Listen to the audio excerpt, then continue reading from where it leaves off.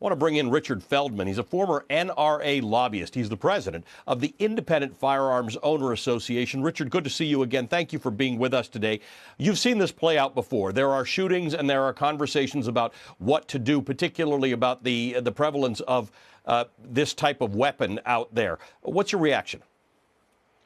Well, there are two bills that have already passed the House, and I think it would probably be in the interests of the administration to focus on what's on the table now.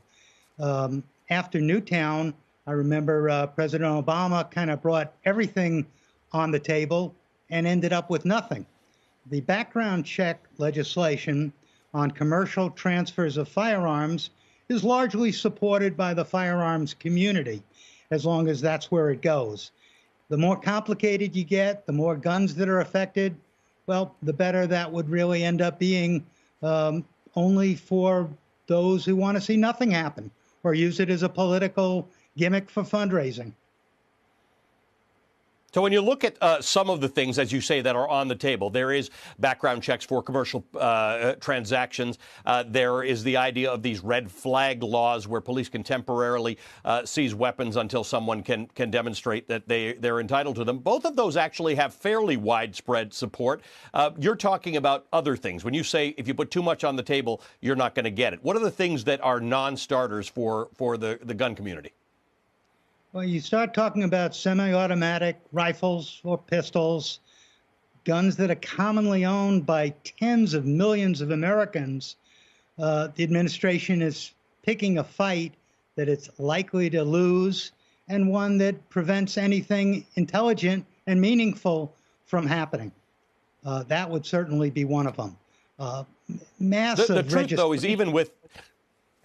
Sorry, Richard, I didn't mean to interrupt you. The truth is, even with things like background checks, which are widely supported, is it likely that something like that could get by the United States Senate? Virtually nothing gets through the United States Senate these days. Well, with the 50-50 Senate, clearly I think Senator Manchin is really in the driver's seat in terms of being that 50th vote. But there's probably a couple Republicans, if it's crafted carefully enough, that would also consider supporting it.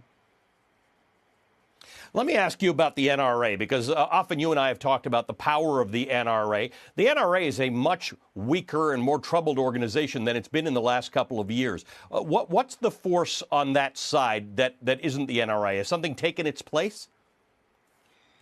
Well, in some ways, the power of the NRA was both exaggerated and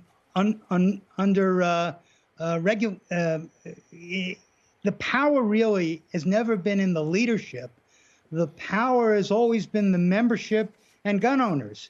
And with the internet these days, you don't really need that strong gun rights group in Washington, as long as it's various groups, and there are hundreds of them, are communicating that message to millions and millions of American voters, who in turn are reaching out and talking to their elected officials. That's what we want to see happen in a democracy. Richard, good to see you again. Thank you for joining us. Richard Feldman is the former NRA lobbyist. He's the president of the Independent Firearms Owners Association. Shepard Smith here. Thanks for watching CNBC on YouTube.